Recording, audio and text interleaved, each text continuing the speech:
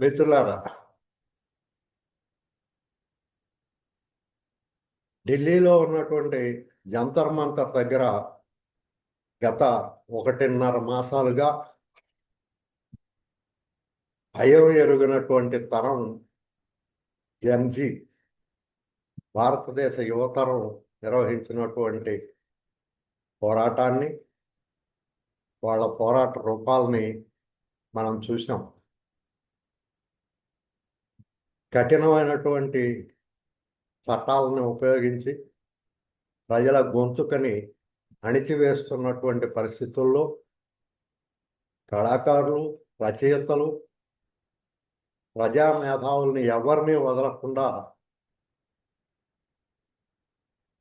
Bail కూడా దొరకనటువంటి పరిస్థితుల్ని, ఎంతటి అనారోగ్యంలో ఉన్నా, ఎంతటి వైకల్యంతో ఉన్న వ్యక్తులనైనా సరే సహించబోమంటూ చిల్లింగ్ ఎఫెక్ట్ ద్వారా సమాజాన్ని భయభ్రాంతుల్ని చేస్తూ ప్రశ్నించడానికే భయపడేటువంటి, మౌనం వహించాల్సినటువంటి పరిస్థితుల్లోకి గత 10 ఏళ్లుగా ఈ పాలన నెట్టింది.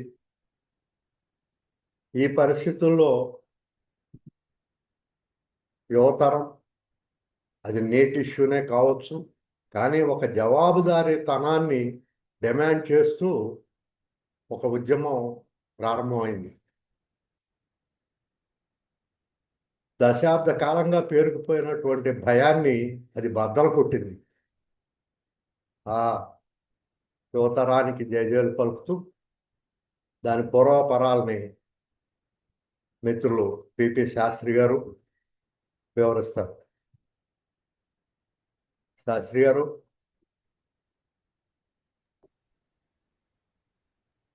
నమస్కారం అండి. వినపడుతుందా? మాట్లాడండి. అందరికీ నమస్కారం అండి. ఇది ఒక అద్భుతమైన పరిణామం ఒకటి ఈ మధ్యన మనం చూసాం. చాలా కాలంగా స్తబ్దుగా ఉన్న దేశం ఒక్కసారి ఉలిక్కిపడింది. యువతరం శివాలెత్తి ముందుకొచ్చింది. యువతరం ఇంత ఇదిగా ఒక రియాక్షను, లేకపోతే ఒక తమ శక్తిని చూపిస్తాయని ఎవ్వరూ అనుకున్నది కాదు. దానికి పూర్వపరాలు ఆలోచిస్తే ముఖ్యంగా యువత ఎప్పటి నుంచో ఒక ఫ్రస్ట్రేషన్లో ఉంది. వాళ్ళ విద్యా విధానాన్ని మీద కానీ, జరుగుతున్న పరీక్షల విధానం మీద కానీ, ఆ పరీక్షల నిర్వహణలో జరుగుతున్న అవకతవకల గురించి కానీ చాలా వరకు చాలా కాలం నుంచి ఒక ఫ్రస్ట్రేషన్తో యువత ఉంది. వారికి చదువుకోవడానికి సరైన అవకాశాలు లేకపోవడం అటుంచితే, ఈ అవకతవకల వల్ల వాళ్ళకి సరైన న్యాయం జరుగుతోందా అనే అనుమానంలో వాళ్ళు ప్రతి పరీక్షలోనూ చదువు చూస్తున్నారు. వాళ్ళకి అంతేకాకుండా చదివి బయటకు వెళ్తే ఎటువంటి ఉద్యోగం రావట్లేదు. వాళ్ళకి వచ్చిన ఉద్యోగాలన్నీ వాళ్ళ చదువుకు తగ్గ ఉద్యోగాలు అవ్వట్లే. అంటే అన్ఎంప్లాయ్మెంటే కాక అండర్ ఎంప్లాయ్మెంట్ కూడా చాలా ఎక్కువగా ఉంది. ఈ అన్ఎంప్లాయ్మెంట్ గురించి కొంతవరకు అర్థం చేసుకుంటున్నారు, కానీ అండర్ ఎంప్లాయ్మెంట్ గురించి చాలా అసంతృప్తితో ఉన్నారు. ఎందుకంటే చాలా కాలం నుంచి కేంద్ర ప్రభుత్వం ఈ అన్ఎంప్లాయ్మెంట్ని, అండర్ ఎంప్లాయ్మెంట్ని సరిగ్గా ఇక్కడ అందరికీ ఏదో రకంగా ఉద్యోగాలు దొరుకుతున్నాయి. ఒక టైంలో అయితే రోడ్డు మీద బజ్జీలు వేసుకునే వాళ్ళు కూడా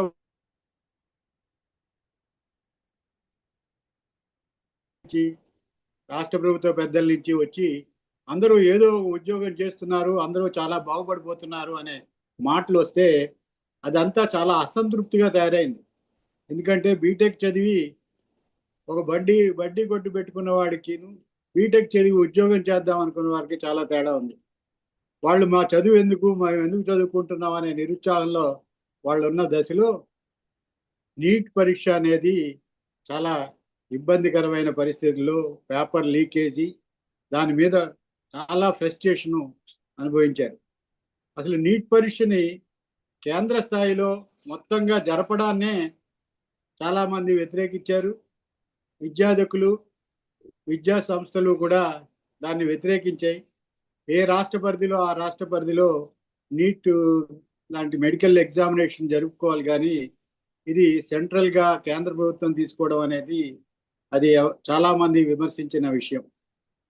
ఆ పరిస్థితుల్లో ఆ పరీక్ష నిర్వహణలో చాలా అవకతవకలు జరిగి ఒక ఎగ్జామ్ పేపరు మామూలుగా చాలా ఈజీగా అన్ని సోషల్ మీడియాలోనూ సర్క్యులేట్ అయింది. అయినప్పటికీ కూడా కేంద్ర ప్రభుత్వం దాన్ని సరిగ్గా అడ్రస్ చేయకుండా దాన్ని ముందుకు తీసుకెళ్ళడానికే ప్రయత్నం చేసింది. అప్పటికైనా కేంద్ర ప్రభుత్వం కనుక దాన్ని పరిగణలోకి తీసుకుని ఇలా జరిగింది, దానికి బాధ్యులు వహిస్తున్నాం అని చెప్పుంటే చాలా హుందాగా, చాలా పరిస్థితి వేరుగా ఉండేది. కానీ కేంద్ర ప్రభుత్వం మొండిగా అది తమ వైఫల్యాన్ని ఒప్పుకోవడానికి ఇష్టం లేని పరిస్థితుల్లో వారు ఆ రకంగా ప్రవర్తించడం, మాట్లాడడం జరిగింది. దాని మీద ఇది జరుగుతున్న టైంలో చీఫ్ జస్టిస్ ఆఫ్ ఇండియా ఒక కామెంటు చాలా దారుణంగా బయటకు వచ్చింది. ఆయన ఉద్దేశం వేరే అని చెప్పి ఆయన చెప్పారు. అయినప్పటికీ ఆ పద ప్రయోగం, కాక్రోచ్ అనే పద ప్రయోగం చేయగలిగింది కాదు. ఆయన ఆ పదాన్ని మీద వీరందరికీ, యువతకి ఒక రకమైన కోపం, వాళ్ళ ఉద్రేకము బయటపడింది. ఒక అభిజిత్ దీప్కే అనే అమెరికాలో ఎన్ఆర్ఐగా అమెరికాలో చదువుకుంటున్న ఒక విద్యార్థి, ఆ విద్యార్థి సోషల్ మీడియాలో ఒక వ్యంగ్య పోస్టు, వ్యంగ్య వీడియోలు తయారు చేశారు. అది ఇప్పుడున్న యువతరాన్ని ఉర్రూతలించే మోడల్లో ఒక కొత్త వరవడిని సృష్టిస్తూ రాత్రికి రాత్రే అతనికి లక్షలాది మంది ఫాలోవర్స్గా దానిలోకి వచ్చారు. అది వాళ్ళు కూడా ఎక్స్పెక్ట్ చేసింది కాదు. వాళ్ళు చాలా ఒక వ్యంగ్యంగా వాళ్ళ కోపాన్ని ఎక్స్ప్రెస్ చేయడానికి మాత్రమే ఆ ఇన్స్టాగ్రామ్లో కానీ దాంట్లో కానీ పెట్టారు. ఎప్పుడైతే అది వచ్చిందో దాని మీద విపరీతమైన ప్రెషర్ తీసుకొచ్చారు. దాన్ని ఎలాగైనా ఆపేయడానికి ప్రయత్నం చేశారు. అభిజిత్ దీప్కేని ఏ రకంగా అయినా అరెస్ట్ చేయడం కానీ, అతని నోరు నొక్కడం కానీ ప్రయత్నం చేద్దాం అనుకున్నారు. ఇవన్నీ కూడా వీళ్ళల్లో, యువతలో మరింత ఉద్రేకాన్ని, కోపాన్ని తెప్పించాయి. ఆ రకంగా అది ఒక సంస్థగా రూపొందడానికి కారణమైంది. దాన్ని కాక్రోచ్ జనతా పార్టీ అనే కాక్రోచ్ పేరుతోనే కాక్రోచ్ జనతా పార్టీ అని వాళ్ళు పెట్టడం, దానికి ఒక 4-5 నిబంధనలు లేకపోతే డిమాండ్లు పెట్టుకున్నారు. అందులో ముఖ్యమైనది నీట్ పరీక్ష మళ్ళీ జరపాలి. దానిలో అది పరీక్ష జరిగింది రద్దు చేసి మళ్ళీ సరైన పద్ధతిలో పరీక్ష జరపాలి అనేది. తర్వాత విద్యాశాఖ మంత్రి రాజీనామా చేయాలి. ఇక ఈ మిగతా డిమాండ్లు అనేటప్పటికీ అవి పెద్దగా అప్పటికి లేవు. తర్వాత నీట్ పరీక్షలో 20 మంది వరకు పిల్లలు, ఈ పరీక్ష అనేది చాలా ఇబ్బందికరమైనది. పరీక్షకి చాలా చదువుతారు, వాళ్ళంతా ఇదిగా ఉంటారు. వాళ్ళు ఒక 20 మంది విద్యార్థులు ఆత్మహత్య చేసుకోవడం జరిగింది. అది కూడా నిన్న ఫోటోలతో ప్రదర్శించారు. వాళ్ళందరికీ సరైన న్యాయం, సరైన నష్టపరిహారం ఇప్పించాలని అంటే అది కూడా కేంద్ర ప్రభుత్వం సానుభూతితో చూడలేకపోయింది. వీళ్ళెవరు మన అడగడానికి అనే ఒక ధోరణిలో వాళ్ళు ఇచ్చేయడంతో అక్కడ వాళ్ళకి ఒక కోపం ఉరకలు వేసింది అనుకోవాలి. వాళ్ళకి అయింది. దాని మీద వాళ్ళు ఇంకా ఎక్కువగా అన్ని చోట్ల, మొత్తం అన్ని రాష్ట్రాల్లోనూ కూడా ప్రజల మద్దతు వారికి లభించింది. అభ్యుదయ భావవాదులు, ప్రజాస్వామ్యవాదులు వారి వెనకాల చేరారు. ఆ రకంగా వారికి ఇదే చివరికి మొన్న 20వ తారీఖున ఒక ఢిల్లీ చెలో ప్రోగ్రాం పెట్టుకున్నారు. అక్కడ ధర్నా కార్యక్రమం జరుపుతూ ఉంటే దాని మీద చాలా రెస్ట్రిక్షన్స్ చేశారు. వాళ్ళందరూ పిల్లలు పోస్ట్ చేశారు చాలా చోట్ల. మేము వెళ్తూ ఉంటే ఢిల్లీ వెళ్ళే రైళ్ళన్నీ కూడా ఆలస్యం అయ్యేటట్టు చేశారు. అక్కడికి చేరకుండా ఉండడానికి అన్ని రకాల ప్రయత్నాలు చేశారు. వాళ్ళు అక్కడికి వెళ్ళిన తర్వాత మెట్రో అంతా కూడా రద్దు చేశారు. 2 మైళ్ళు నడిచి ఆ జంతర్ మంతర్కి చేరాల్సి వచ్చింది. ఈ రకంగా వారంతా కూడా అక్కడ ఒక ఆవేశపూరితమైన వాతావరణంలో ఒక కోపంగా వాళ్ళకు ఫ్రస్ట్రేషన్తో వాళ్ళు చేరినప్పుడు చాలా సంయమనం పాటించాల్సిన కేంద్ర ప్రభుత్వం వాళ్ళని విపరీతమైన లాఠీ చార్జీ, టీయర్ గ్యాస్ ప్రయోగం, అసలు కొట్టడం కూడా మామూలుగా లేదు. మన వీడియోలు చూస్తే చాలా దారుణంగా ఉంది. నక్సలైట్లను కానీ టెర్రరిస్టులను కూడా ఆ రకంగా ట్రీట్ చేశారా లేదా అనేది మనకు అనుమానం. ఒకళ్ళు ఎవరో అన్నారు తాలిబాన్లు కూడా ఇలా చేయలేదు అని. అంత పరిస్థితుల్లో అది ఇంకా రెచ్చిపోయింది. వాళ్ళు ఇంకా కొట్టండి అని పిల్లలు ఆ పోలీసుల ముందుకు వెళ్ళిన ఆ రకమైన ఇదిలో ఇక ప్రభుత్వం వాళ్ళ ఈ పిల్లల్ని ఇంకా కంట్రోల్ చేయలేని పరిస్థితుల్లో వాళ్ళతో చర్చకి అని చెప్పి ఒక పిలివడం జరిగింది. ముందర వాళ్ళు ఏదో రకంగా చర్చకంటూ వస్తే ఏదైనా చేయొచ్చు అనుకున్నారు. వీళ్ళు కూడా చాలా ఒక గట్టిగానే వాళ్ళ స్లోగన్స్ ని వాళ్ళు వినిపించారు. ముందర మంత్రి రాజీనామా చేయాలన్నారు. తర్వాత 2 డిమాండ్లు తర్వాత ఇచ్చేశారు. అది కూడా చేస్తారా చేయరా అని ఒక రోజు పోస్ట్ పోన్ చేసిన తర్వాత మొత్తానికి మంత్రి గారు రాజీనామా చేయడం జరిగింది. దీంతో వారు మిగతా డిమాండ్లు కూడా పరిశీలిస్తారన్న మీదట వాళ్ళు ఉద్యమాన్ని తాత్కాలికంగా వారు ఉపసంహరించుకున్నారు. అందరినీ ఇళ్ళకి చేరమని చెప్పి కోరడం అయింది. ఇది పూర్తిగా జరిగిన విషయం. దీనిలో రకరకాల ఆరోపణలు, రకరకాల ఇవి చేశారు. ఆ పిల్లలకి ఏవేవో అంటగట్టారు. వాళ్ళ వెనకాల టెర్రరిస్టులు ఉన్నారు.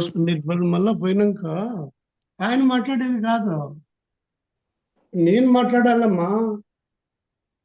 నరసింహమూర్తి గారు అదే అడుగుతాను సార్.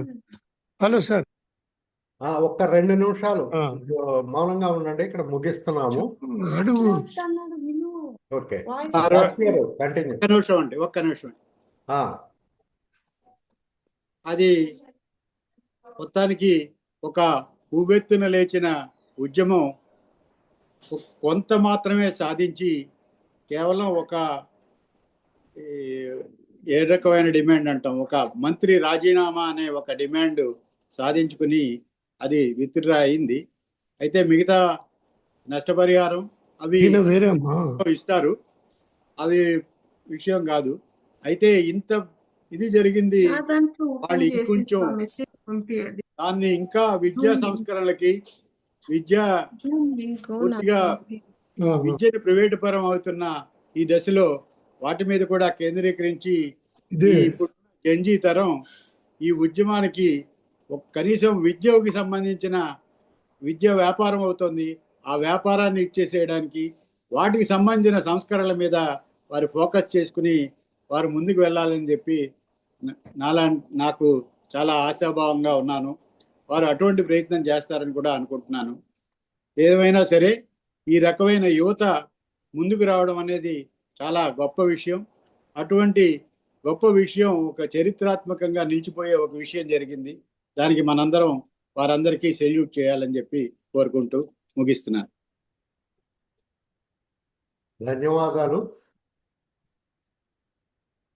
చలం గారు.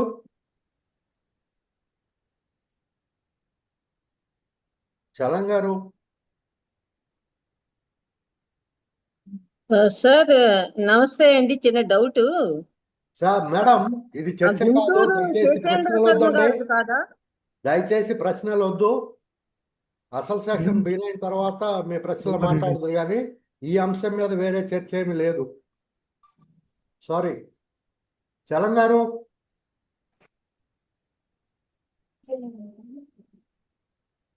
చలం గారు. మిత్రులారా, జంజీ సాధించినటువంటి ఈ విజయం ప్రారంభ విజయంగానే భావిస్తున్నాం మనం. ముందు చాలా ప్రయాణం ఉంది వారి ముందు. కనీసం విద్యారంగ ప్రక్షాళన కోసం, ఒక జవాబుదారీతనాన్ని సాధించడం కోసం యువత మరింత ముందుకెళ్లాలని వెళ్తుందని ఆశిద్దాం. ఆ మేరకు యువతరానికి జయజయలు పలుకుదాం. ఈ నేపథ్యంలోనే ఈరోజు గుంటూరు శేషేంద్ర శర్మ గారి రచన నా దేశం నా ప్రజలు గ్రంథం పైన, దీర్ఘవచన కావ్యం పైన మల్లెల నరసింహమూర్తి గారి విశ్లేషణని మనం వినబోతూ ఉన్నాం. ఈ కార్యక్రమానికి అధ్యక్షత వహించి కొనసాగించవలసిందిగా అరసం రాష్ట్ర ఆర్గనైజింగ్ సెక్రటరీ జిఎస్ చలం గారిని కోరుతున్నాను. వారు కార్యక్రమాన్ని ప్రారంభిస్తారు. చలం గారు.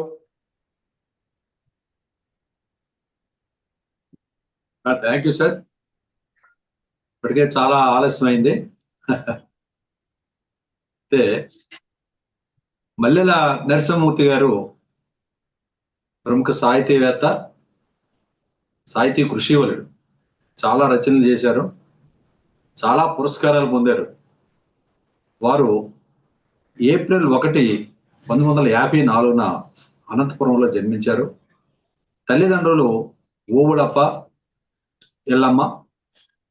ఆయన వెంకటేశ్వర యూనివర్సిటీలో 1976లో ఎంఏ తెలుగు చేశారు. వారి గురువులు కోరాడ మహాదేవ శాస్త్రి గారు, శిలాక రఘునాథ్ శర్మ గారు, తుమ్మపూడి కోటేశ్వర గారు, మద్దూరి సుబ్బారెడ్డి గారు. ఆయన రచనలు జలస్వప్నం, మాకు ఒక నది కావాలి, మట్టి తంబూర అనేవి. వ్యాసాలైతే అనేక వ్యాసాలు రాశారు. నిత్య క్షామంతో తల్లడిల్లే రాయలసీమే తన సాహిత్య సృజనకు ప్రేరణ అని చెప్తూ వచ్చారు. అనంతపురం అరసం జిల్లా శాఖ అధ్యక్షుడిగా కూడా పనిచేశారు. 150 ఆంగ్ల కవితల్ని తెలుగులోకి తర్జుమా చేశారు. ఇక ఉద్యోగాల విషయానికి వస్తే assistant development officer handloom and textiles లో, తర్వాత బ్రాంచ్ మేనేజర్గా ఏపీ స్టేట్ ఫైనాన్షియల్ కార్పొరేషన్లో వివిధ ప్రాంతాల్లో పనిచేశారు.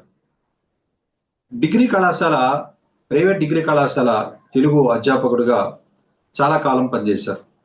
ఇది ఇక పురస్కారాలు అయితే చాలా వచ్చి ఉన్నాయి. రాష్ట్ర ప్రభుత్వం ఇచ్చినవి, ప్రైవేట్ సంస్థలు ఇచ్చినవి కూడా. అవి ఈ సందర్భంగా ఈ రచన మీద, నేను నా దేశం అనేటువంటి రచన మీద మాట్లాడడానికి, ప్రసంగించడానికి వచ్చినటువంటి నరసింహమూర్తి గారు, స్వాగతం. నమస్కారం సార్. గౌరవనీయులైనటువంటి అరసం రాష్ట్ర అధ్యక్షులు ఆచార్య రాచపాలెం చంద్రశేఖర్ రెడ్డి గారికి, ఈనాటి అధ్యక్షుల వారికి, ఆనందరావు గారికి, అలాగే ఆచార్య రెడ్డపరెడ్డి గారికి, సాహితీవేత్తలందరికీ, సాహితీ మిత్రులందరికీ కూడా నా హృదయపూర్వకమైనటువంటి నమస్కారం. ప్రప్రథంగా నేను ఆలస్యం అయినందుకు మిమ్మల్ని అందరినీ క్షమాపణ కోరుతున్నాను. నేను ప్రసంగించబోయేటువంటి అంశం సుప్రసిద్ధ కవి పండితుడు గుంటూరు శేషేంద్ర శర్మ గారి నా దేశం నా ప్రజలు అనేటువంటి ఆధునిక మహాభారతం. అది కావ్యేతిహాసంగానే తాను చెప్పుకున్నారు. నా దేశం నా ప్రజలు అనేటువంటి గ్రంథం పైన నేను ప్రసంగిస్తాను. గుంటూరు శేషేంద్ర శర్మ గారి జననం అక్టోబర్ 20, 1927. ఆయన మరణం 30 మే 2007 నాడు. తన తండ్రి గుంటూరు సుబ్రహ్మణ్యం గారు, తల్లిగారు అమ్మాయమ్మ, వాళ్ళది నెల్లూరు జిల్లా నాగరాజుపాడు. ఆయనని తెలియని వారు తెలుగు సాహితీ లోకంలో కానీ ఇతర భాషల్లో కానీ హిందీలో కానీ ఉర్దూలో కానీ బెంగాలీలో కానీ అటు గ్రీకు దేశంలో కానీ అతి తక్కువ మంది ఉంటారు అని అంటే ఆశ్చర్యం ఏమి లేదు. ఆయన అందరికీ తెలిసినటువంటి కవి పండితుడు కూడాను. ఆయన నేపథ్యం చాలా గొప్ప అధ్యయనంతో కూడుకున్నటువంటిది, సాహిత్య అధ్యయన నేపథ్యం. చిన్నప్పుడే ఇంట్లో వారి తండ్రి గారి దగ్గర సంస్కృతం, వ్యాకరణం, సంస్కృత కావ్యాలు అన్నీ చదువుకొని, అలాగే తెలుగులోని పంచకావ్యాలు కానీ, మహాభారతం కానీ, రామాయణం కానీ ఇవన్నీ కూడా ఇంట్లోనే చదువుకున్నటువంటి పండిత కుటుంబం వారిది, గుంటూరు శేషేంద్ర శర్మ గారిది. ఆయన వృత్తిరీత్యా వేరే పదవులు చేసినప్పటికీ కూడా తన యొక్క మౌలికమైనటువంటి వ్యాపకం కానీ, అతని యొక్క అభిరుచి కానీ, అతని యొక్క అభినవేశం కానీ, ఆయన యొక్క అధ్యయనం కానీ ఎప్పుడు కూడా సాహిత్యంలోనే, సాహిత్య క్షేత్రంలోనే ఆయన సుప్రతిష్ఠితమయ్యారు అనేటువంటిది, సుప్రసిద్ధం అయ్యారటువంటిది మనందరికి తెలిసిన విషయం. ఆయన వస్తువుని, కావ్యంలో వస్తువుని ఎంత ప్రాధాన్యతతో చూస్తారో అలాగే అభివ్యక్తిని కూడా అంతే ప్రాధాన్యతతోనూ, శిల్పాన్ని కూడా అంతే ప్రాధాన్యతతోనూ చూడడం అనేటువంటిది ఆయన యొక్క ఒక ప్రత్యేకమైనటువంటి దృష్టి. ఆయన దృష్టి ఏమిటంటే వస్తువు యొక్క మౌలికతను చెప్పడం ప్రధానం, అలాగే చెప్పేటువంటి పద్ధతి కూడా ప్రధానమైనటువంటిది. దాన్ని విస్మరించినటువంటి కాలములోనే, అంటే 1975లోనే నా దేశం నా ప్రజలు ఆయన రచించాడు. అంటే అప్పుడు నినాదప్రాయమైనటువంటి కవిత్వం తెలుగు సాహిత్య లోకంలో ఎక్కువగా వస్తున్నటువంటి తరుణం అది. నినాదప్రాయమే అంటే కవిత్వంలో కవిత్వం లేకపోవడమే నాకు ఉన్నటువంటి ఒక అబ్జెక్షన్, నేను ఒప్పుకోనటువంటి విషయం. కాబట్టి నువ్వు వస్తువు ఏదైనా తీసుకొని, అంటే సమాజానికి హితవు చేసేటువంటి, సమాజ ప్రగతికి చేసే అభ్యుదయ సాహిత్యం, విప్లవ సాహిత్యం ఏదైనా కూడాను మనం కవిత్వం కాకుండా పోయినప్పుడు, ఆ కవిత్వం యొక్క కళకు సంబంధించినటువంటి మెలకువలు పాటించినప్పుడు మనకు అది నిరర్థకం అవుతుంది, అది కేవలం వార్త అవుతుంది అనేటువంటి మాటను ఎప్పుడు ఆయన చెప్పారు. అందుకనే 1975లో నా దేశం నా ప్రజలు అనేటువంటి ఒక నవ్య శిల్పంతో, ఒక రూపంతో ఆయన రాశారు. వస్తువు మన దేశానికి సంబంధించింది, మన దేశ ప్రజలకు సంబంధించింది. తర్వాత ఎవరికైతే నిస్సహాయత, అన్యాయం జరిగిందో, నిస్సహాయతలో ఉండి అన్యాయాన్ని భరిస్తున్నారో, ఎవరు పీడితులో, ఎవరు పేదరికంలో ఉన్నారో, ఎవరు కర్షకులో, వాళ్ళందరి పక్షాన నిలబడి నా దేశం నా ప్రజలు అనేటువంటి ఒక నినాదం ఆయన తీసుకొచ్చి నా దేశం నా ప్రజలు అనేటువంటి కావ్యాన్ని రాశారు. ఆయన శేషేంద్ర దృష్టిలో ఒక కవిత్వం అంటే ఎలా ఉండాలి, ఆ కవిత్వం యొక్క తత్వం ఎలా ఉండాలి అన్నప్పుడు తనే 4 వాక్యాలు చెప్తాడు. ఒక అందమైన పొయం అంటే దానికి ఒక గుండె ఉండాలి. ఒక అందమైన పొయం అంటే దానికి ఒక గుండె ఉండాలి. అది కన్నీళ్లు కార్చాలి, క్రోధాగ్నులు పుక్కిలించాలి, పీడితుల పక్షం అవలంబించి మనిషి రుణం తీర్చుకోవాలి. బ్రతకడానికి ఒక బురుజై మనిషి విజయ జెండా ఎగరాలి అని ఒక కవిత యొక్క స్వభావాలు, దాని యొక్క తాత్వికతని ఈ 4 వాక్యాల్లో గుంటూరు శేషేంద్ర శర్మ గారు తన దృష్టితో దృక్పథంతో నిర్వచించినటువంటి తీరు గమనిస్తే ఆయన ఆ అభివ్యక్తికి ఎక్స్ప్రెషన్కి ఎంత ప్రాధాన్యత ఇస్తున్నాడు అనేటువంటిది మనం గమనించవచ్చు. ఈ శేషేంద్ర యొక్క కవిత్వ దృష్టిని, కవిత్వ దృక్పథాన్ని ఆవంశ సోమసుందర్ గారు ఒక చక్కని మాటలో అంటాడు. ముప్పేటగా సాగుతుంది గుంటూరు శేషేంద్ర శర్మ గారి ఆ కవిత్వం అంతా కూడా. ఒకటి ప్రతీకవాదం అంటే సింబాలిజం, రెండవది పదచిత్రవాదం ఇమేజిజం, మూడవది అభివ్యక్తివాదం ఎక్స్ప్రెషనిజం. ఈ ముప్పేటగా నడిచేటువంటి కవిత్వమే గుంటూరు శేషేంద్ర శర్మ గారిది అనేటువంటి మాటని ఆవంశ సోమసుందర్ గారు తన శేషేంద్ర జాలం అనేటువంటి పుస్తకంలో రాశారు. కాబట్టి ఆయన తనకున్నటువంటి నేపథ్యం, ఆ సంస్కృతము కానివ్వండి, కావ్యాలు కానివ్వండి, తర్వాత తనకున్నటువంటి ఇతర భాషల అమెరికన్, యూరోపియన్, పాశ్చాత్య దేశాల యొక్క గ్రంథ పఠనం కానివ్వండి, వారికి ఒక కొంగొత్త శైలిని, ఒక వినూత్నమైనటువంటి నవ్యమైనటువంటి శిల్ప నైపుణ్యాన్ని గుంటూరు శేషేంద్ర శర్మ గారు సంతరించుకున్నారు అనేటువంటిది మనకు తెలుస్తూ ఉంది. ఆయన ఒక ప్రతీకను గురించి చెప్పడానికి ఏ సన్నివేశాన్నైనా సరే ఒక రమణీయమైనటువంటి ఉపమానంతో మలచగలిగినటువంటి సుందరమైన కళని ఆయన భావచిత్ర పరిధిలో తీర్చిదిద్దగలడు. వసంతంలో విరిబూచిన చెట్లపై పూల గుత్తుల్లా ఆయన వాక్యాలు ఉంటాయి. ఏవి ఎండు పుల్లల్లా తన వాక్యాలు కనిపించకూడదు.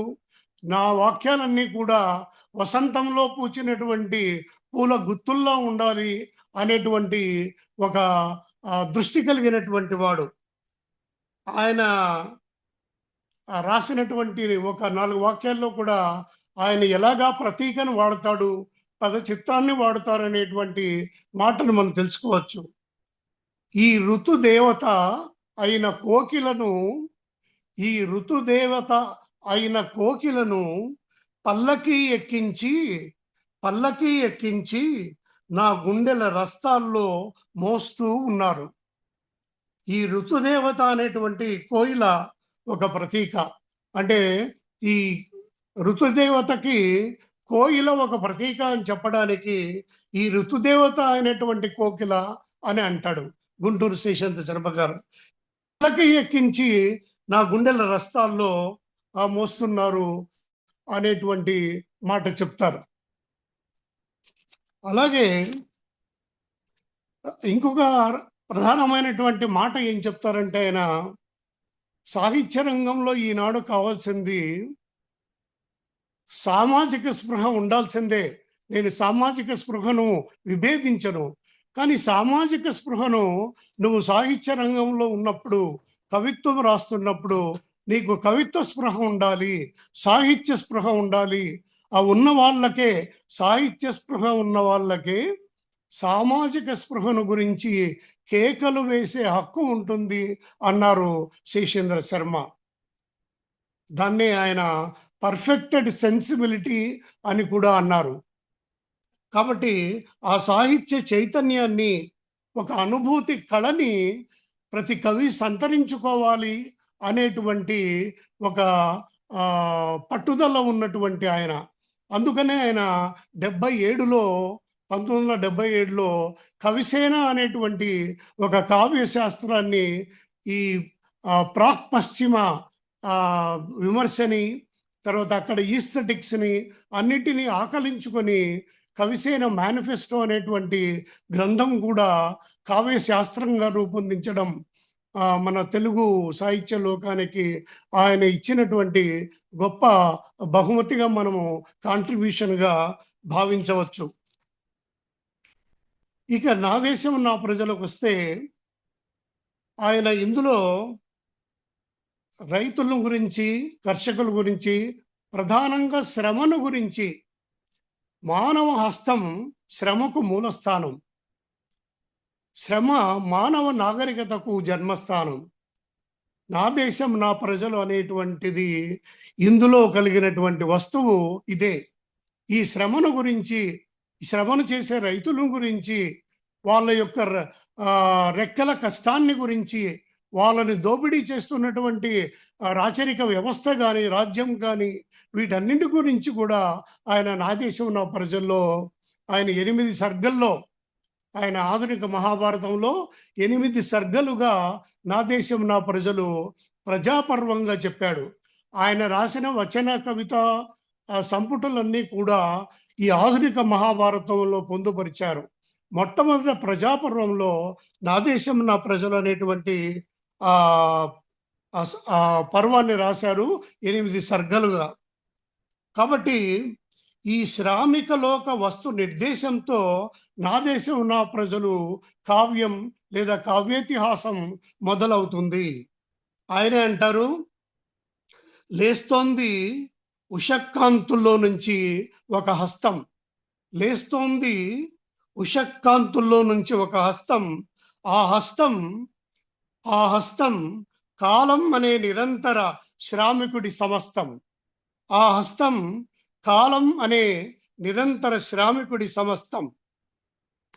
కాబట్టి ఆ శ్రమను గురించి, కాలం అనేటువంటి ఆ శ్రామికుడి యొక్క ఆ హస్తం ఏమిటంటే సూర్యుడని, శ్రమకు ఆలవాలమైనటువంటి ఆ సూర్యుడు ఉదయిస్తే కానీ మన పొలాలు దున్నడం కానీ, వ్యవసాయం చేయడం కానీ, ప్రజలు శ్రమలో పాల్గొనడం కానీ, ఇవన్నీ కూడా జరగడానికి వీలు లేనట్టుగా.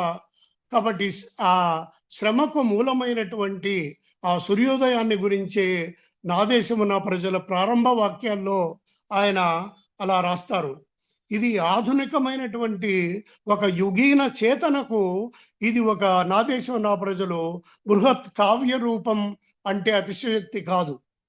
కాబట్టి ఈయన ఆ రైతుగా, తర్వాత పీడితునిగా, శ్రామికునిగా తన్ను తాను మమేకం చెందుతూ ఆయన అంటాడు, ఎందుకు వీళ్ళందరూ దోచుకోబడుతున్నారు, ఎందుకు వాళ్ళకు శ్రమకు తగ్గినటువంటి ఫలితం అందడం లేదు అనేటువంటి వేదనతో నా దేశం నా ప్రజల్లో ఈ చేత్తో నేను ఏ అందాన్ని సృష్టించలేదు, ఏది ఈ భూమి మీద ఈ చేతికి లొంగనిది, ఏది ఈ భూమి మీద ఈ చేతికి లొంగనిది అంటే శ్రామికుని యొక్క కష్టానికి, శ్రామికుని యొక్క శ్రమకి లొంగనటువంటి అందమే లేదు, ఆ సృష్టించేటువంటి సౌందర్యమే లేదు.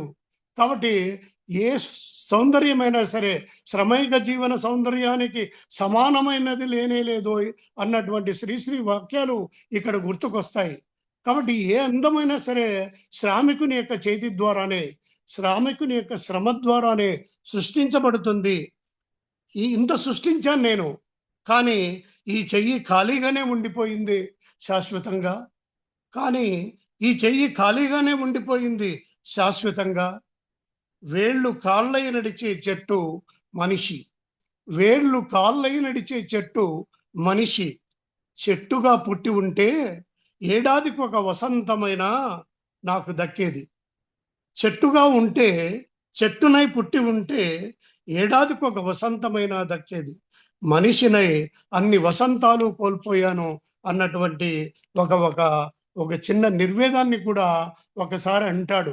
కానీ అప్పుడే తన చైతన్యాన్ని పెంచుకుని ఆయన ఒక్కొక్కసారి నా జ్ఞాపకాల ఊరేగింపుకి నేనే నాయకునిగా, రగిలే నా ఎర్ర కోరికి ఒక జెండాగా నడుస్తున్నాను అంటాడు. నేను మాత్రం నడుస్తూ ఉన్నాను రిక్త హస్తాలతో, నా దేశం కాని దేశంలో, నాకేమీ లేని ప్రదేశంలో, నా జ్ఞాపకాల అనుచరులుగా, నా జ్ఞాపకాల ఊరేగింపుకు నేనే నాయకునిగా, రగిలే నా ఎర్ర కోరికే ఒక జెండాగా. అయినా సరే నేను ఇంత నిర్వేదంలో ఉండను. నా రైతుల్ని, పీడితుల్ని నా వెంట తీసుకెళ్తాను. నా ప్రజల్ని ఈ పాలకపక్షాలకు అందించకుండా నేను వైజ్ఞానిక నాయకత్వాన్ని వహిస్తాను కవిగా. కవే నాయకుడు కావాలి అంటాడు ఆయన. ఆ నాయకత్వం ఎలా ఉండాలంటే వైజ్ఞానిక నాయకత్వం కావాలి. కేవలం రాజకీయ నాయకత్వం ఈ దేశానికి పనికిరాదు, వైజ్ఞానిక నాయకత్వం కావాలి అనేటువంటిది శేషేంద్ర గారి ఆ ఆ, చాలా బలమైనటువంటి మాట. అందుకే ఆయన నేను ఈ వేదనలో నుంచి, ఈ నిర్వేదంలో ఇలాగే ఉండిపోను నేను, అందుకే నన్ను నేను ఒక నిశ్శబ్ద సమాధిలో పాతిపెట్టుకోలేను. ఏది ఏమైనా సరే నన్ను నేను ఒక నిశ్శబ్ద సమాధిలో పాతిపెట్టుకోలేను. ఒక పర్వత బ్రహ్మలా కూర్చొని ఉండలేను. ఒక పర్వత బ్రహ్మలా కూర్చొని ఉండలేను. కొండలతో సముద్రాలతో బతికే వాడిని, తుఫానులు ఒక లెక్క అన్నాడు. కొండలతో సముద్రాలతో బతికే వాడిని, తుఫానులు ఒక లెక్క అన్నాడు శేషేంద్ర శర్మ. అలాగే తన యొక్క సౌందర్య దృష్టి ఎలా ఉంటుందంటే, ఒక మంచు బిందువును చూసి, ఒక చెమట బిందువును చూసి కూడా ఒక సౌందర్య దృష్టిని, ఒక ఈస్థెటిక్ అవుట్లుక్తో తన సౌందర్యాన్ని, కళాత్మకతని కవిత్వంలో పండించగలవాడు. చూడు, స్వేద బిందువులు తాగి సూర్యుడు మరింత తేజస్వి అవుతున్నాడు. చూడు, స్వేద బిందువులు తాగి సూర్యుడు మరింత తేజస్వి అవుతున్నాడు. సుత్తులు కొడవళ్ళు లాంటి కిరణాలు, సుత్తులు కొడవళ్ళు లాంటి కిరణాలు మిలియన్లు మిలియన్లు ప్రదానం చేస్తున్నాడు. చూడు, స్వేద బిందువులు తాగి సూర్యుడు మరింత తేజస్వి అవుతున్నాడు అని ఆ సూర్యుని ఆవాహన చేసుకుని, శ్రమకు మూలస్థానమైన, ఉత్పత్తికి మూలస్థానమైనటువంటి, ఆధారమైనటువంటి సూర్యుణ్ణి అలా వర్ణిస్తాడు. అయినా నీకెందుకు ఇంత అశాంతి అని అంటే ఏం చెప్పను? సముద్రాన్ని అడుగు, నీకెందుకు ఇంత అశాంతి అని. జంఝా మారుతాన్ని అడుగు, నీకెందుకు ఇంత ఆవేశమని. అయినా సరే నేను మానను. నా దేశ ప్రజల్ని నా వెంట తీసుకెళ్తాను. కర్షకుల్ని, నాగళ్ళని, కొడవళ్ళని, నాతో పాటు నా ప్రజల్ని తీసుకువెళ్తాను. నేను నాయకత్వం వహిస్తాను అని అంటూ ఆయన అంటాడు. అయినా సరే కలలు కనాలనేటువంటి మాటను ఎప్పుడు మానడాయన. స్వప్నం అనేటువంటిది కేవలం ఊహాజనితం కాకుండా, భ్రమలోకాల్లో సంచరించేది కాకుండా, మనిషి అనేవాడు నిరాశావాది కాకుండా కలలు కనాలి, కలలు స్వప్నాలు కనాలి అనేటువంటి, స్వప్నం అనేటువంటి మాటను కూడా ఆయన చాలాసార్లు ప్రయోగిస్తుంటాడు. స్వప్నాన్ని ఒక ఆశావహ దృక్పథంతో తీసుకోవాలి. ఒక ఆప్టిమిజానికి ప్రతీకగా శేషేంద్ర ప్రయోగిస్తాడు. అందుకే తను ఒక గొప్ప మాట అంటాడు. కాలాన్నే ఒక కాగితం చేసుకుంటాను, కాలాన్ని ఒక కాగితం చేసుకుంటాను, దాని మీద ఒక లోకానికి ఒక స్వప్నం రాసి ఇస్తాను. ఎంత అందంగా చెప్తాడు చూడండి. కాలాన్ని ఒక కాగితం చేసుకుంటాను, దాని మీద లోకానికి ఒక స్వప్నాన్ని రాసిస్తాను, దాని కింద నా చేతితో సంతకం చేస్తాను, కవిగా సంతకం చేస్తాను, నాయకునిగా సంతకం చేస్తాను. వీరికి వైజ్ఞానిక నాయకత్వం ఇస్తూ వాళ్ళ కష్టజీవికి ఇరువైపులా నేను ఉంటాను. కాబట్టి ఈ ఇరువైపులా ఉండి వీరికి నేను తోడుగా నిలుస్తాను, వాళ్ళకి స్వప్నాలను ఇస్తాను, ఆ స్వప్నాలని సాకారం చేసేటువంటి శక్తిని ఇస్తాను నేను అనేటువంటి మాట కూడా ఆయన అంటాడు. శేషేంద్ర శర్మ కవిత్వం అంతా చదువుతుంటే మనకు నాయకత్వ లక్షణాలు ఎక్కువగా మనకు కనిపిస్తాయి, ప్రజ్వలిస్తూ ఉంటాయి.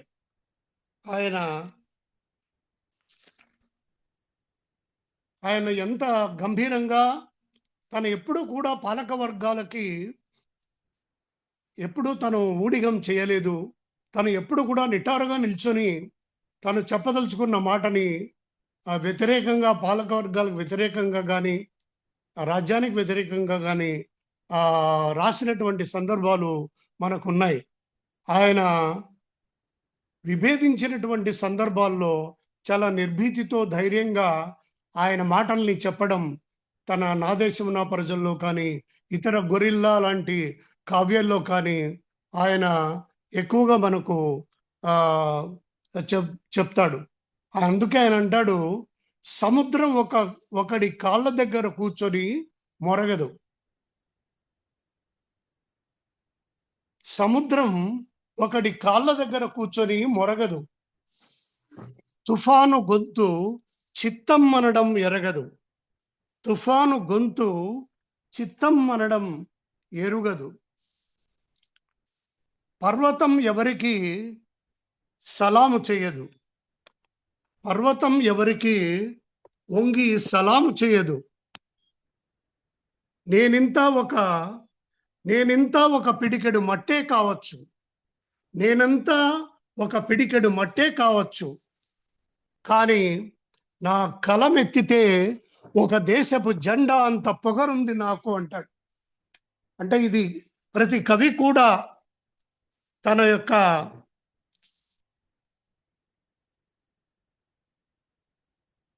తన మాటల ద్వారా ఉత్తేజితులు కావాల్సినటువంటి అయ్యేటువంటి మాటలు చెప్తాడు ఆయన. నేనంతా ఇంత పిడికెడు మట్టే కావచ్చు, కానీ నా కలమెత్తితే నాకు ఓ దేశపు జెండా అంత పొగరుంది అనేటువంటి మాట చాలా సుప్రసిద్ధమైనటువంటి మాట. అలాగే నా చేతన మానవ చరిత్రకు తెలిసిన ఏ హద్దులు తెలియని దేశ ద్రిమ్మరి. నా నడకలు అడవుల్లో నిర్భయంగా తిరిగే సింహాలు. నేను తుఫానులతో పోట్లాడుతాను. పోట్లాట నేను బతకడానికి పిలిచే ఊపిరి అంటాడు. నేను సత్యాగ్రహిణి అంటాడు. సత్యం నా గుండెల్లో బ్రద్దలవుతున్న అగ్నిపర్వతం అని కూడా అంటాడు. కాబట్టి సత్యం చెప్పడానికి, నిజం చెప్పడానికి, వాస్తవికతను చెప్పడానికి తన కవిత్వంలో ఎప్పుడు కూడా ముసుగు వేసుకున్నటువంటి సందర్భాలు లేవు. ఆయన చాలా బహిరంగంగానే తన భావాల్ని చెప్పినటువంటి కవి అతను ఈ కళాత్మక అభివ్యక్తిని కానీ సౌందర్య జ్వాలను కానీ తన వాక్యాల్లో ఎప్పుడు కూడా లేకుండా రాయలేదు. అక్కడ సౌందర్యాత్మకమైనటువంటి అభివ్యక్తి, తర్వాత గొప్ప వస్తువుని, సామాజిక అభ్యుదయ వస్తువుని ఎప్పుడు కూడా విడనాడకుండా అదే పంథాలో ఆ శిల్పానికి ప్రాధాన్యత ఇస్తూ తన అభివ్యక్తిని అందంగా చెప్తూ వచ్చాడు. కాబట్టి అటు వస్తు రూపాల మధ్య ఒక సమన్వయం సాధించాడు గుంటూరు శేషేంద్ర శర్మ అని మనకు తెలుస్తూ ఉంటుంది. కానీ తనకు తోడు రావాలి యువ కవులందరూ కూడా అనేటువంటి ఒక మాటని తన కవిసేన ద్వారా కూడా చెప్పాడు. అందుకే నా దేశం నా ప్రజల్లో కూడా కావాలి నాకు చేతన తొణికిసలాడే కొత్త గొంతులు అంటాడు. కావాలి నాకు చేతన తొణికిసలాడే కొత్త గొంతులు, వాటితో నా తుపాకులు, నా శతఘ్నులు తయారు చేసుకుంటాను. నా దేశం కార్చే కన్నీరు తుడుస్తాను. నా దేశం కార్చే కన్నీరు తుడుస్తాను. నా గొంతు నా ప్రజలకు దానం చేశాను. నా గొంతు నా ప్రజలకు దానం చేశాను. నా జాతే నా భాషకు ప్రాణవాయువు. నా జాతే నా భాషకు ప్రాణవాయువు. నా దేశం నా శిల్పానికి ఆయువు. నా దేశం నా శిల్పానికి ఆయువు. నా దేశంలో నాయకత్వం నాదే. నా దేశంలో నాయకత్వం నాదే అని ఒక కవి యొక్క బాధ్యతని, కవి యొక్క వైజ్ఞానిక నాయకత్వాన్ని పదే పదే చెప్తూ వచ్చాడు. కష్టజీవులకి ఎప్పుడు కూడా తను తోడుగా ఉన్నాడు. తోడుగా ఉండేటువంటి కవిత్వం రాశాడు. తన వాణిని నిరుపేదల పక్షాన, రైతుల పక్షాన్ని వినిపించాడు. ఒక్కొక్కసారి అంటాడు, రైతులు మోసపోతుంటే, రైతులారా మోసపోకండి, రైతులారా మోసపోకండి, కురుస్తున్నది రాజకీయ వర్షం అంటాడు. రైతులారా మోసపోకండి, కురుస్తున్నది రాజకీయ వర్షం అంటాడు. నేను దేశాన్ని దున్నేవాణ్ణి. ఆయనకు ఈ రైతులంటే కానీ మమేకం చెందేటువంటి గుణం ఉంది. నేను దేశాన్ని దున్నేవాణ్ణి. ధాన్యానికి కాళ్ళు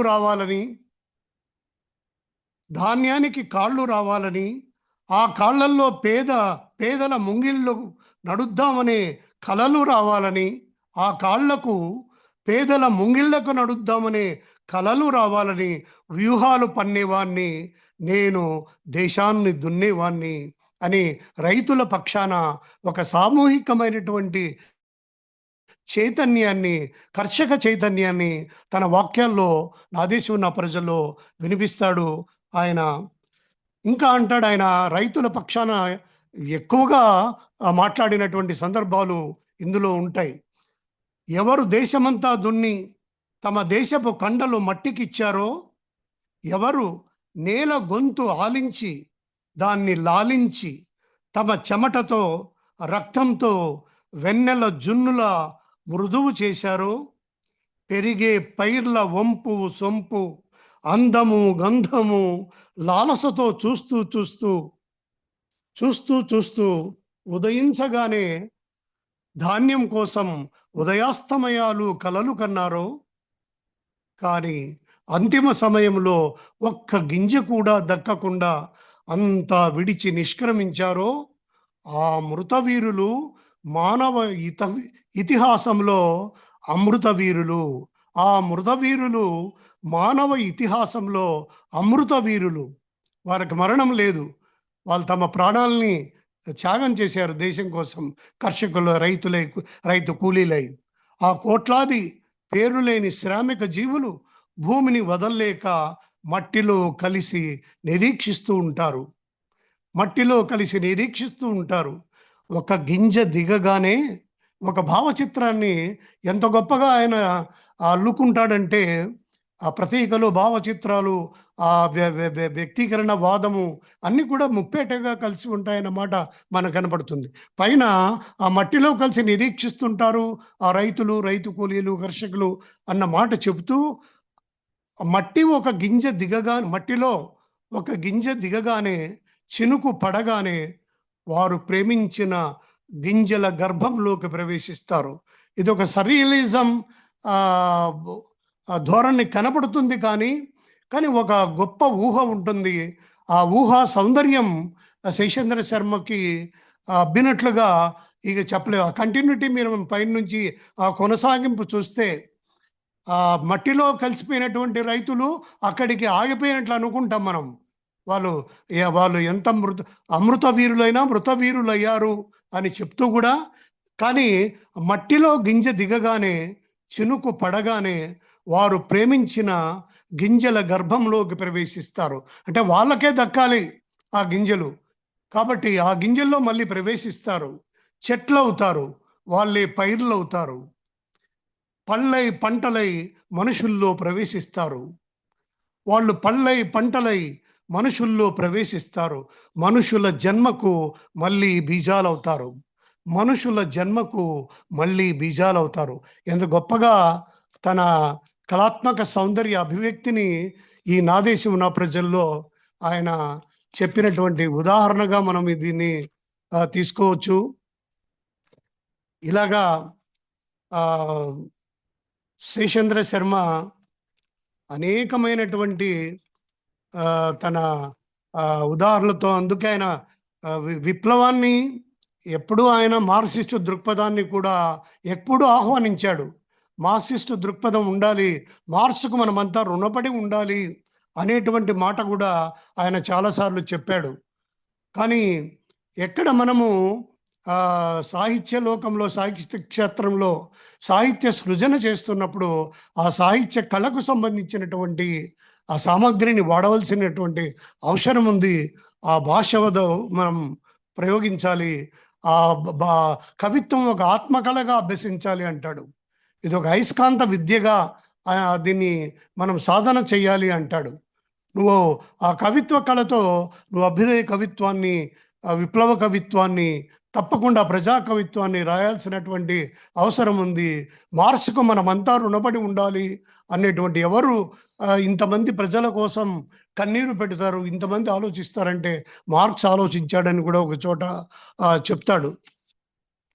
కాబట్టి ఆయన గొప్ప తన పరిచయాలు కూడా గ్రీకు భాషతో కానీ, గ్రీకు సాహితీవేత్తలతో, జర్మనీ సాహితీవేత్తలతో కానీ, ఫైజ్ లాంటి పాకిస్తానీ ఉర్దూ కవులతో కానీ, ఇంకా సంస్కృతం అంటే ఆయనకు చాలా వెన్నతో పెట్టినటువంటి విద్య, ఇవన్నీ కూడా ఉండడం వలన శేషేంద్ర గారి యొక్క కవిత్వం అంత సౌందర్యాన్ని సంతరించుకుందేమో, అంత కళాత్మక సౌందర్యాన్ని సంతరించుకుంది అనేటువంటి మనకు ఒక అంశం తెలుస్తూ ఉంటుంది. కాబట్టి కవిత్వంలో ఆయన 19 మొదటి గేయం విశాలాంధ్రలో 1947లో వచ్చైనప్పటి నుంచి కూడా చివరి వరకు తన యొక్క డైరెక్షన్ ఒకటే ఉంది. తన దిశ ఎప్పుడు స్వర తీవ్రత తగ్గలేదు. ఆయన గొరిల్లా కానీ, శేష జ్యోత్సన కానీ, తర్వాత నీరై పారిపోయింది కానీ, అనేకమైనటువంటి ఋతుఘోష కానీ, ఇవన్నింటిలో చూసిన మనకు ఈ యొక్క తన యొక్క కళా సౌందర్యాత్మకత తెలుస్తుంది. ముఖ్యంగా కవిసేన మేనిఫెస్టోలో తాను చెప్పదలుచుకున్న విషయాలు, ఇది ఒక రసవిద్యగా కవిత్వాన్ని చెప్పడం, మన తెలుగు కవులకి, యువ కవులకు ముఖ్యంగా కవిత్వం ఎలా రాయాలి అనేటువంటి మాటను కూడా, అనేటువంటి అంశాలని అనేకమైనటువంటి పాశ్చాత్య ప్రాచ్య లోకాల నుంచి విమర్శ యొక్క దృక్పథాలని మనకు అందించినటువంటి వాడు శేషేంద్ర శర్మ. శ్రీశ్రీ తనతో ఒక్కసారి కలిసినప్పుడు శ్రీశ్రీ వినిపించాడు. శ్రీశ్రీకి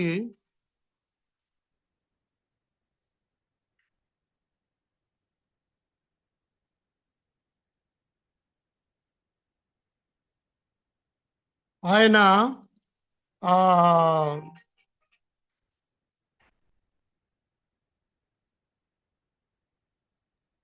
సార్ మీ వీడియో ఆగిందండి. Hello sir, 1 second. హలో, మీ వీడియో ఆగింది. వీడియో మ్యూట్ అయింది.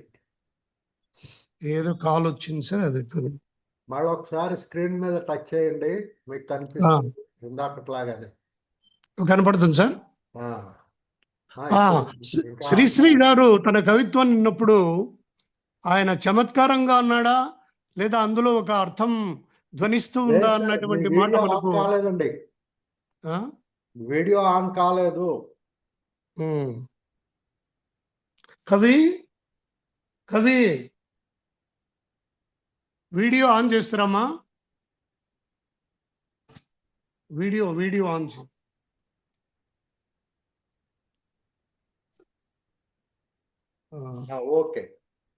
ఓకే సార్, అలాగే ఉండి మాట్లాడండి. బాగా ముందుకు వస్తున్నారు మీరు కొంచెం. అప్పుడు శ్రీశ్రీ తన కవిత్వాన్ని విని శేషేంద్రతో అన్నాడు, నీది పద్యమా లేక ఫ్రెంచి మధ్యమా అని శ్రీశ్రీ ఒక కితాబ్ ఇచ్చాడు.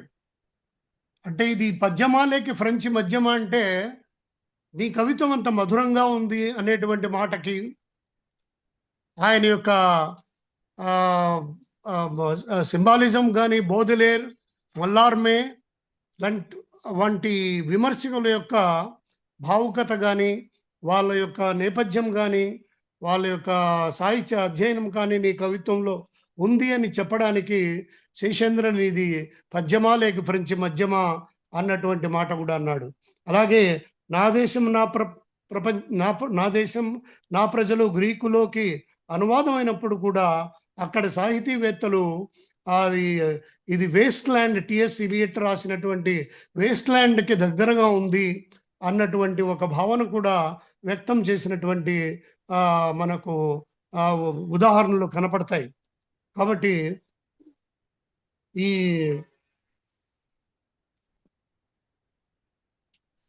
మార్క్సిస్టు దృక్పథం నేటి ప్రపంచ పురోగతికి, కార్మిక కర్షక జనోద్ధరణకు, పీడితుల తాడితుల బాధల ఉపశమనానికి అవసరం అంటాడు శేషేంద్ర. స్వీకరించిన వస్తువును అదే దృష్టి నుంచి విశ్లేషించి వివేచించి కూడా చూస్తాడు. అలాగే కావ్యంలో ప్రదర్శిస్తాడు. ఇతర మార్క్సిస్టు రచయితలు కూడా అదే చేస్తున్నారు. కానీ కవితాత్మకంగా లేకపోతే అది శుద్ధ వచనం అయిపోతుంది. అదే నా బాధ. కాబట్టి దాన్ని కవితాత్మకంగా ఉంచండి, దాన్ని కళాత్మకంగా చేయండి అనేటువంటి మాటను కూడా గుంటూరు శ్రీశంకర్ శర్మ తన మాటల్లో అంటాడు. కాబట్టి ఇందులో ఆయన చదువుకున్న అలంకార శాస్త్రాలు కానీ, తనకు ఉన్నటువంటి పాశ్చాత్య గ్రంథాల యొక్క అధ్యయనం కానీ, నా దేశం నా ప్రజలు, ఇతర కవిత్వాలు, తర్వాత ఎన్నో అనేకమైనటువంటి రచనలు చేశారు ఆయన. ఆయన పాండిత్య ప్రకర్ష మనకు కనబడుతుంది. అయినా సరే ప్రజల యొక్క అభ్యుదయాన్ని ఎప్పుడూ ఆయన వదలలేదు. కాబట్టి కేవలం ఆయన సౌందర్యవాది, శుద్ధ కళావాది అనేటువంటి మాటని ఎప్పుడు కూడా మనం మనసులో పెట్టుకోకుండా ఆ పక్షపాత వైఖరిని, బయాస్డ్గా శేషేంద్రని చూడకుండా చాలా నిష్పక్షపాతంగా మనం చదివితే నా దేశం ఉన్న ప్రజలు కానీ, ఇతర కవిత్వాలు కొని మనకు ఆయన యొక్క గొప్ప వ్యక్తిత్వాన్ని, సాహితీ వ్యక్తిత్వాన్ని మనకు చూపిస్తాయి. కాబట్టి ఆయన యొక్క కాంట్రిబ్యూషన్ను మన యొక్క తెలుగు సాహితీ లోకానికి ఎనలేనిది, చాలా విలువైనదని నేను భావిస్తూ, నాకు ఈ అవకాశం ఇచ్చినటువంటి అభ్యుదయ రచయితల సంఘం వారికి, ఆనందరావు గారికి, మన రాజపాలెం చంద్రశేఖర్ రెడ్డి గారికి, అందరికీ కూడా ఇక్కడ విచ్చేసినటువంటి ఎంతోమంది వీక్షిస్తున్నటువంటి వాళ్ళందరికీ కూడా నా హృదయపూర్వక నమస్కారాలు. నేను కొంత ఇది మొదట్లో కొంత డిస్టర్బ్ అయిన మాట వాస్తవమే, కానీ నాకు శేషేంద్ర పైన ఉన్న అపారమైన గౌరవం చేత కొన్ని వాక్యాలు మాట్లాడగలిగాను.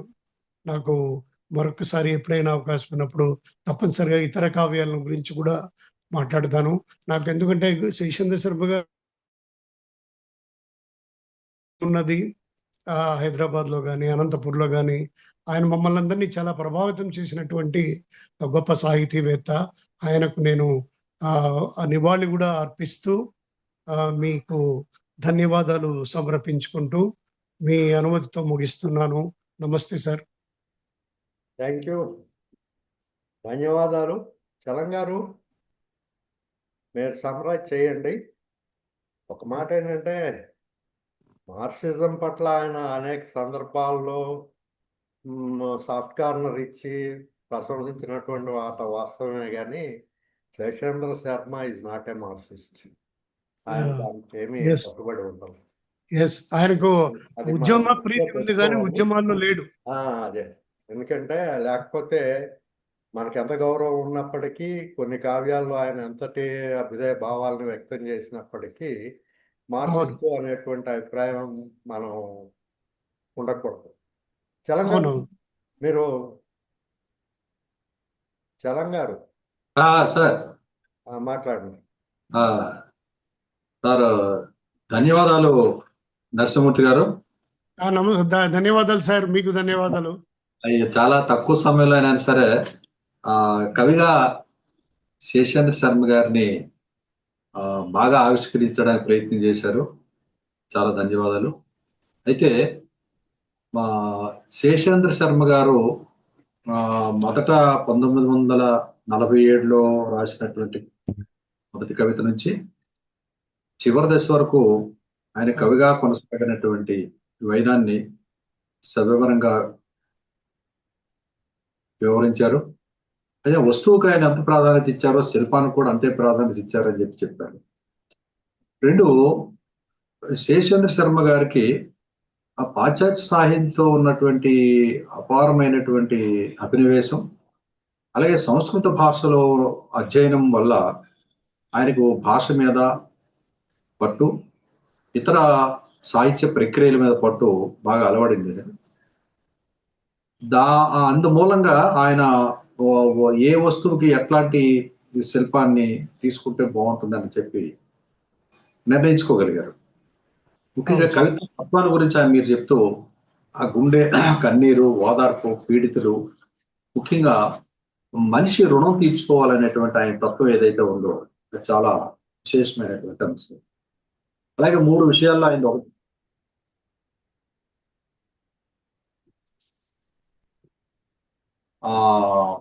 ప్రతీక, పదచిత్రం, అభివ్యక్తి, ఈ ముప్పేటగా ఆయన కవిత్వం సాగుతుందని చెప్పి సోమసుందర్ అభివర్ణించారని చెప్పారు. అలాగే మిగతా ఆయన ప్రసంగవశాత్తు అది ఋతుఘోష గురించి కానీ, మిగతా కవిశాన మేనిఫెస్టో కూడా ప్రస్తావించారు. ముఖ్యంగా శ్రమే మానవ నాగరికతకు జన్మస్థానం అని చెప్పి ఆయన నమ్మడం. అయితే శ్రమ ఫలితం ప్రజలకు అందడం లేదని చెప్పి, ముఖ్యంగా శ్రామికులు ఎవరైతే ఉన్నారో రైతులు, ముఖ్యంగా రైతులు ఎవరైతే ఉన్నారో వాళ్ళకి అందడం లేదని చెప్పి ఆయన ఆవేదన చెందారు. చెట్టునైనా పుట్టుంటే ఏడాదికి ఒక వసంతమైన దక్కేది, మనిషినై పుట్టి అన్ని వసంతాల్ని కోల్పోయానని చెప్పి అన్నారు. ముఖ్యంగా నాయకత్వానికి సంబంధించిన లక్షణాల గురించి చెప్తూ, ఈ దేశానికి కావాల్సింది రాజకీయ నాయకత్వం కాదని చెప్పి మొదట వైజ్ఞానిక నాయకత్వం కావాలని చెప్పి చెప్పారు. అలాగే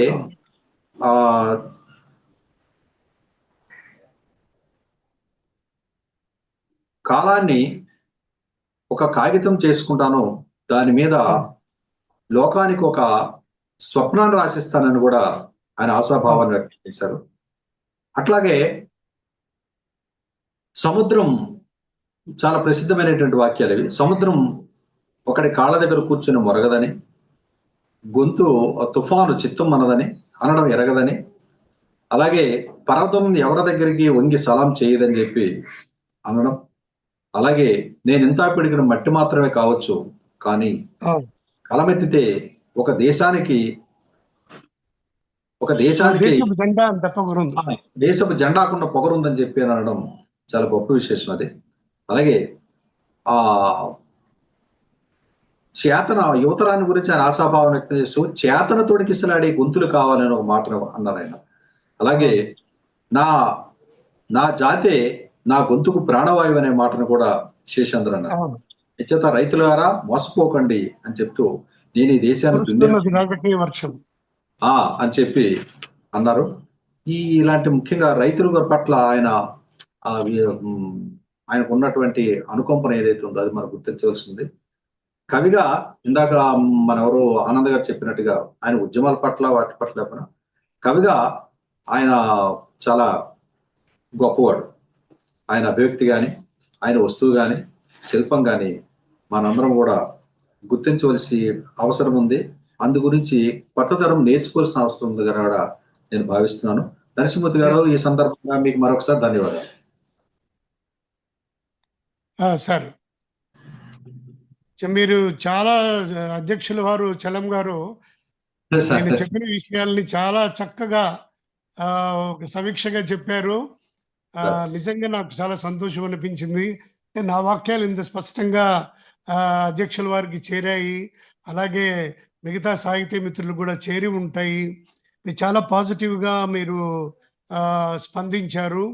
నిజంగా మన ఆనందరావు గారు చెప్పినట్టుగా ఆయన మార్క్సిస్ట్ కాదు అనేది నాకు ఆ పరిమితులు తెలుసు, అందరికీ తెలుసు. శేషేంద్ర శర్మ గారి యొక్క పరిమితులు ఏమిటో విప్లవ కవిత్వం వైపు కానీ, మిగతా అభ్యుదయ సాహిత్యం అట్లా కానీ ఎప్పుడు కూడా ఆయన వ్యతిరేకత లేదు. ఉద్యమ ప్రీతి ఉంది కానీ ఉద్యమాల్లో పాల్గొనలేదు ఆయన.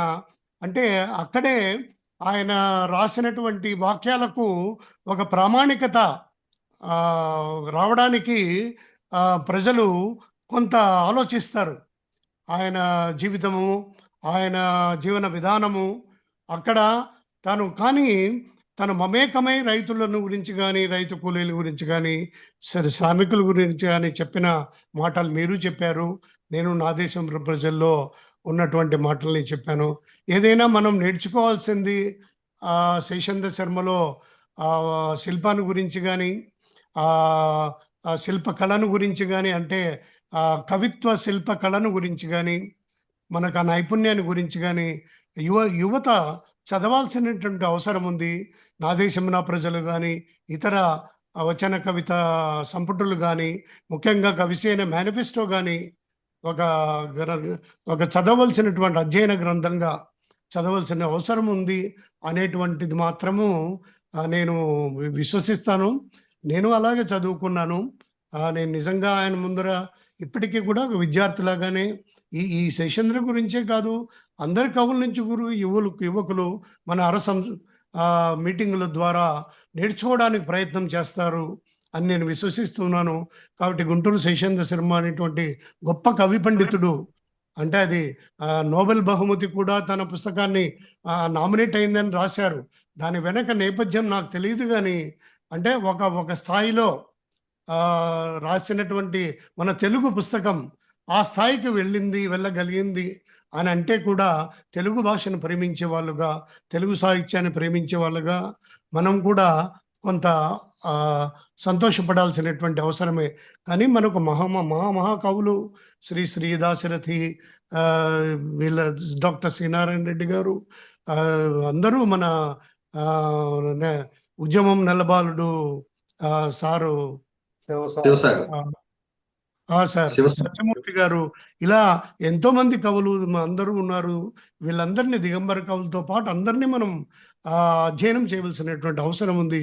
యువత సోదరులు తప్పనిసరిగా చదవాల్సినటువంటి ఒక కవిని నేను పరిచయం చేయగలిగాను అంతే. నేను ఎక్కువగా మాట్లాడడానికి అంత అవకాశం లేకపోయింది.